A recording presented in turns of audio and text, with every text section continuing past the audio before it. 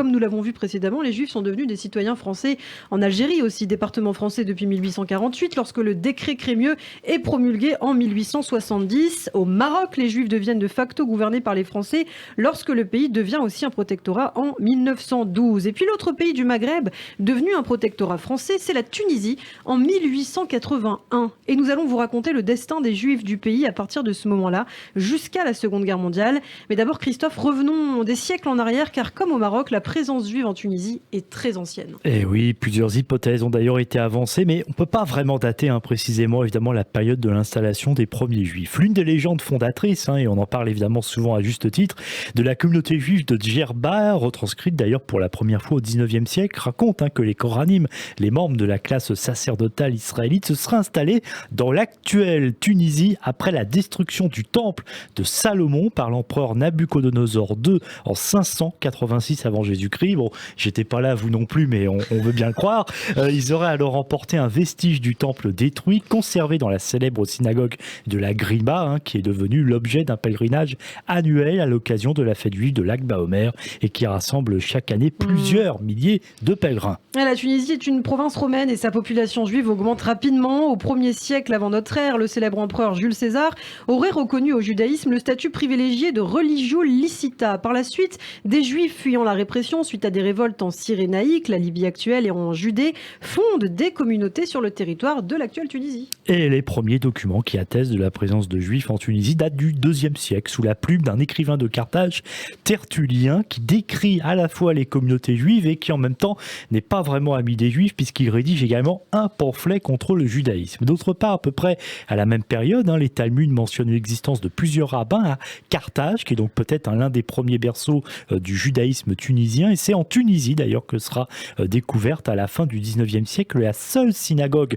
antique découverte en Afrique. Donc c'est quand même une découverte importante, au sud de Tunis, plus précisément dans l'actuelle ville d'Amamlif, datée du 3e ou du 4e siècle. Ce lieu de culte a été découvert par les Français à la fin du 19e siècle. Et c'est à cette même période, au 4e siècle, que l'édit de Milan, appelé aussi édit de Constantin, car promulgué par les empereurs Constantin Ier et le co-empereur Licinius en 313, entraîne les premières persécutions contre les Juifs de Tunisie. Et hélas, il y en aura d'autres, comme on le verra. Vous devez sans doute vous souvenir de cet édit de Milan, Ilana, qui était dans les programmes d'histoire, parce qu'il est souvent présenté comme un édit de tolérance qui accorde la liberté de culte à toutes les religions, notamment les chrétiens, ce qui est alors une première. Les Juifs sont alors progressivement exclus suite à cet édit de la plupart des fonctions publiques, et le prosélytisme est puni.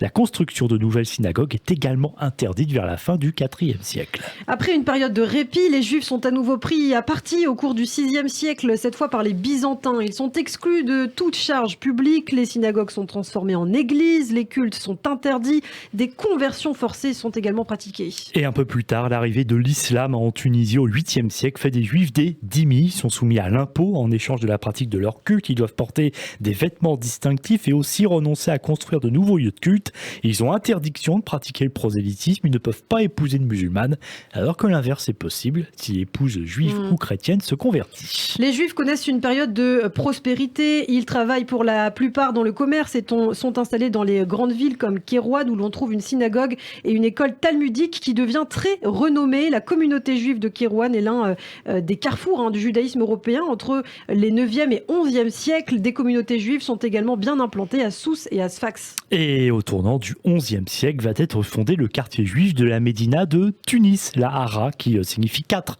en arabe. Pourquoi ? Comme le nombre de familles juives qui, selon la légende, auraient créé ce quartier emblématique. Selon la légende, d'ailleurs également, les Juifs ont demandé l'intervention d'un guide spirituel influent, Sidi Marez, pour convaincre le sultan de leur permettre de s'installer là, donc à l'intérieur de la Médina, et de pouvoir ainsi se protéger. On peut donc dire, légende ou pas, que c'est depuis le milieu du XIe siècle que les Juifs sont présents à Tunis.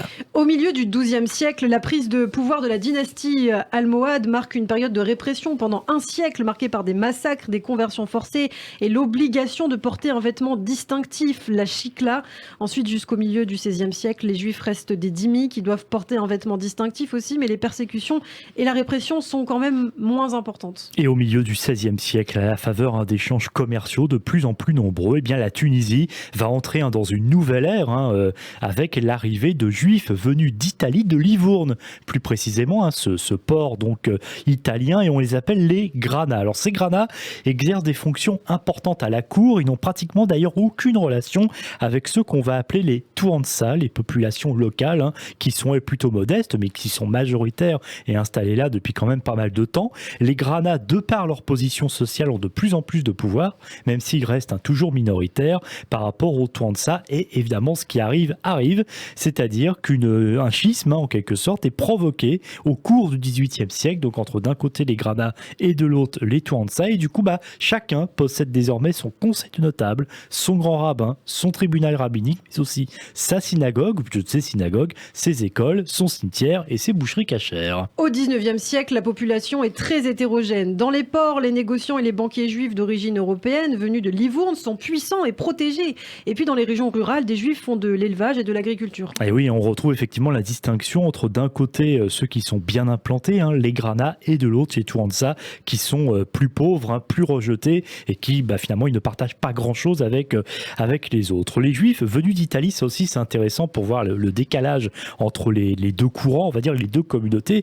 Eh bien ces juifs venus d'Italie qui sont d'ailleurs assez sensibles à la place des juifs en France. Vous le savez, avec la citoyenneté française qui leur est accordée en 1791, et surtout ils sont au courant de cela par la libération des ghettos juifs. On en a déjà parlé en Italie par Napoléon Bonaparte lors de l'intervention en Italie, quelques années plus tard, qui sera, on peut dire, le premier fait de gloire du futur empereur. Certains juifs de Tunisie, donc parmi ceux qui viennent d'Italie, les Grana, portent même à cette époque, il faut le faire, une cocarde tricolore, donc en signe d'allégeance. Il faut dire que effectivement, même eux, mais surtout les Tuansa, sont toujours à cette époque, donc on est là à la fin du XVIIIe siècle, et ça fait des millénaires que ça dure, des sujets du bey, donc de l'autorité principale tunisienne, sont soumis au paiement de l'impôt qu'on appelle la djizya.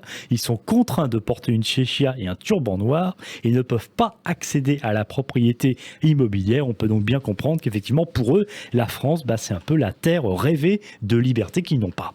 En 1857, une nouvelle discrimination subie par un juif de Tunisie va donner l'occasion à la France d'intervenir au nom de la défense des droits de l'homme et de la lutte contre l'absolutisme, en même temps qu'elle trouve une aubaine économique. Oui, évidemment, ce n'est pas par hasard. Tout démarre effectivement lorsqu'un certain Batous Fez, cocher juif, est accusé d'avoir injurié l'islam après un incident de circulation et une altercation avec un musulman. Fez est condamné à la peine de mort pour blasphème et finit décapité.